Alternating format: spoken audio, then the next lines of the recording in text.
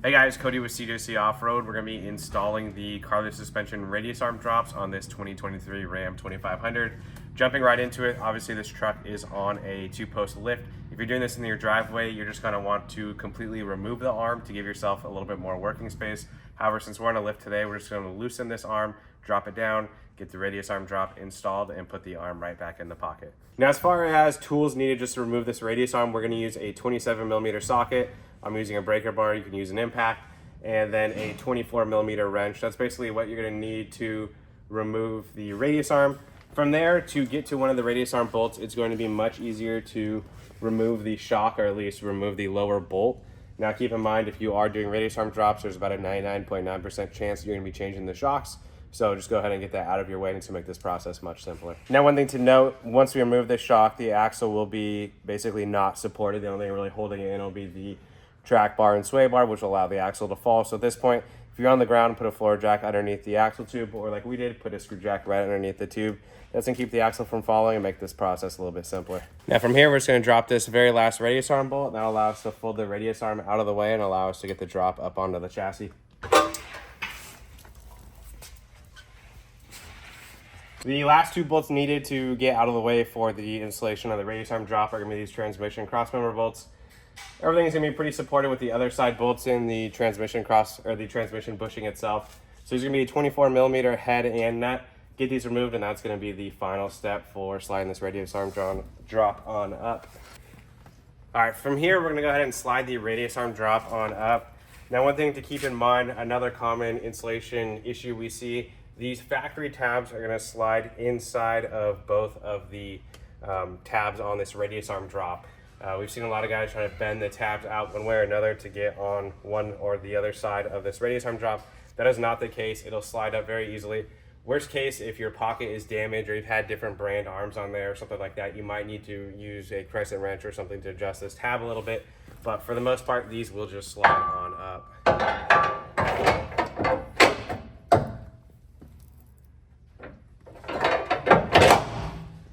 Just like that, the arm is up. Go ahead and pin it with the crossmember bolts, and then we're going to get on to the rest of the bolts for this assembly.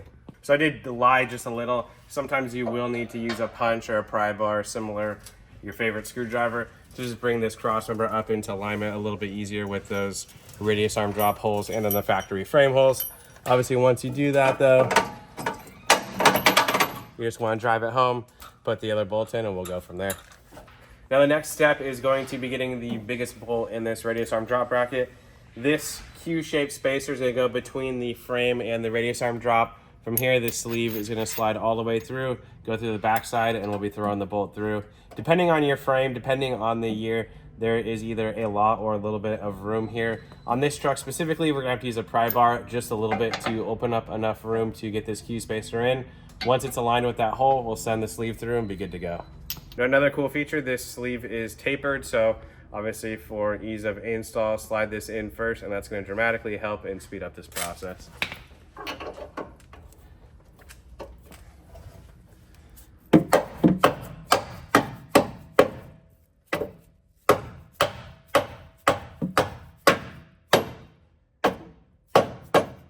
Now, as I mentioned earlier, getting the bolts mixed up is, again, going to be a common issue here. So this upper bolt, that's going to have the extra shallow nut. Those of you with diesel trucks are going to understand very quickly why there's a shallow nut here. Part of the exhaust emission system is in the way, so that's where this nut comes from. It makes it a little challenging to not be able to see where the backside of that sleeve is. So a lot of times what you can do, use this factory bolt, start to slide it through and sort of feel, just how far off you are, and then use a rubber mallet to essentially line up this bolt. I feel about 90% of the head of this, or the tail of this bolt, so I know I'm just basically right there. Grab a rubber mallet, tap it forward, tap it back, however which way you need to do it, and then send it home. So if you did happen to mix up all your bolts, this is going to be the standard or the SAE bolt, while the factory or the radius arm bolt is going to be metric. So if you mix it up, have calipers, etc. At the time of filming, the head for this upper bolt is going to be 1 1/8 inches. And yeah, you're gonna go ahead and snug this down. We typically like to torque everything once we get everything lined up. That way we do have a little bit of adjustment. We're not fighting everything. As you see here, this radius, the factory radius arm hole is slightly out of alignment with the drop. So leaving everything loose is going to allow us to use, again, punches, drifts, pry bars, whatever, to get all the holes lined up, and then we'll torque it from there. All right, so this is pretty much going to be the hardest bolt to access. Again, if your truck still has all of the factory emissions equipment on it. I have quite small hands and I'm having trouble quite lining it up.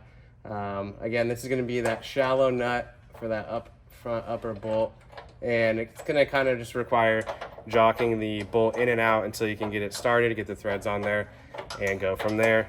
All right, so from here, again, there's going to be 2 short M18 bolts. These are going to push through the radius arm drop and into the factory brackets. I'm just going to hold it in place.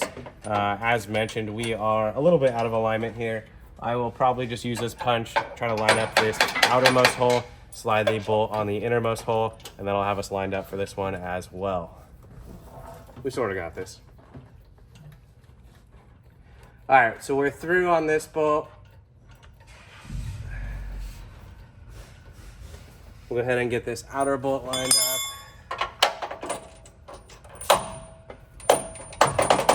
So that's going to be that. From here, throw the washers on, throw the nuts on, and we're going to want to essentially torque everything after this step.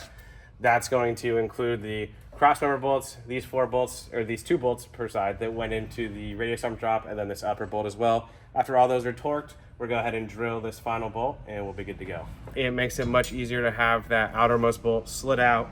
However, my goal is to keep it basically in so that it keeps, in alignment. So we're going to snug up this innermost bolt, move on to the outermost bolt, and then go from there. So we're going to torque these again. So these factory M18, these factory arm mount M18 bolts, those are going to go to 280. This upper 3/4 bolt with the shallow nut is going to go to 230 foot-pounds, and then these crossmember bolts are going to go to 200 foot-pounds. And again, snug those up, and we'll get that final hole drilled. All right, so this last step is probably going to be the hardest for most at-home or new mechanics, and that's going to be setting this rear crush sleeve through the frame. So long story short, our goal is to run this hole saw through this outer hole, and that is going to allow us to slide this sleeve through the frame.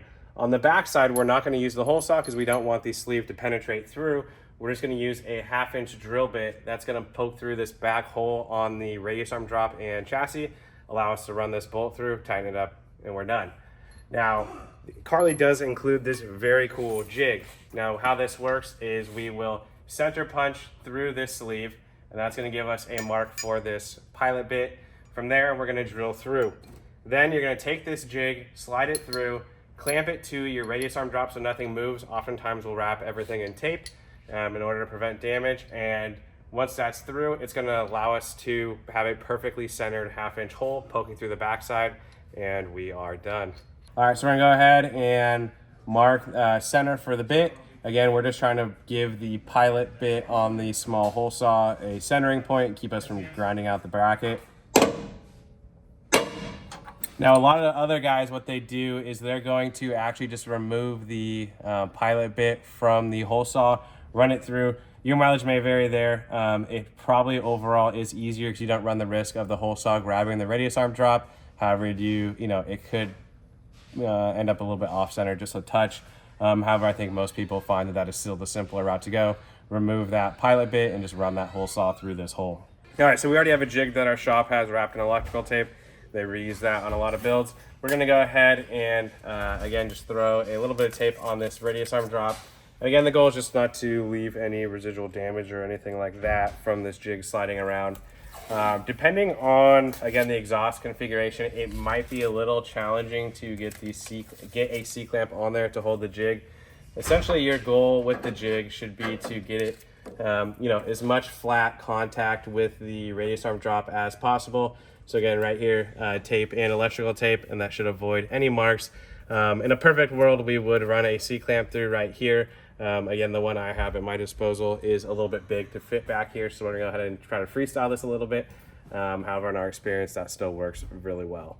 So from here, 1/2-inch drill bit. Again, we're gonna put it through the sleeve.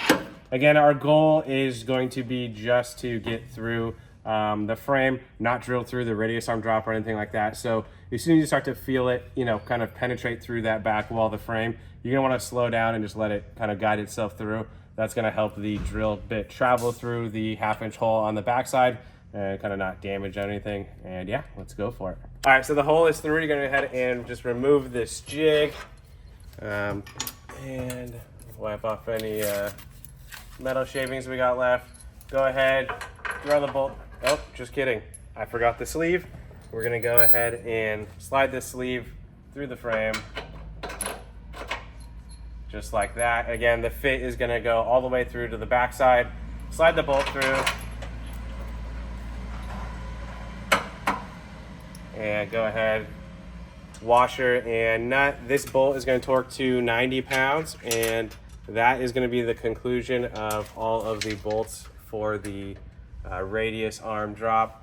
Again, because this truck has all of the factory emissions and exhaust, it's a little bit of a tight fit, and we're through. Again, 90 foot-pounds on this bolt, and that again constitutes the complete radius arm drop installation. Now, depending on what you're doing, how the truck's configured, or if we're in the air, you're gonna want to put your radius arm back in. This factory pivot bolt is gonna go to 280 foot-pounds. All right, now these are gonna be your factory radius arm pivot bolts. You will not reuse these. This is one of the most common errors we see in installations for the factory radius arm drops, is gonna be reusing this bolt in the Carli radius arm drop. It is gonna be too short. There was nowhere for this tab nut to go, so do not use these. Just set these aside and put them in your spare bolts bucket. Now, oftentimes, whether the truck is fully drooped or on a 2-post rack like this, you're gonna wanna torque these bolts on the ground, especially as it pertains to your factory radius arm pivot bolt and then the front axle side radius arm bolts.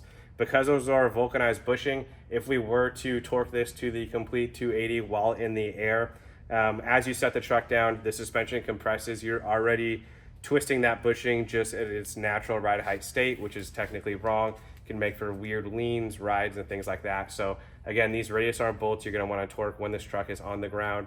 When we do it here, we'll pin everything, snug it up, and then when we set it on the ground, we'll do our final torque on the radius arm bolts, and that's gonna have us in the best possible position for good ride quality. Again, no weird leaning and things like that.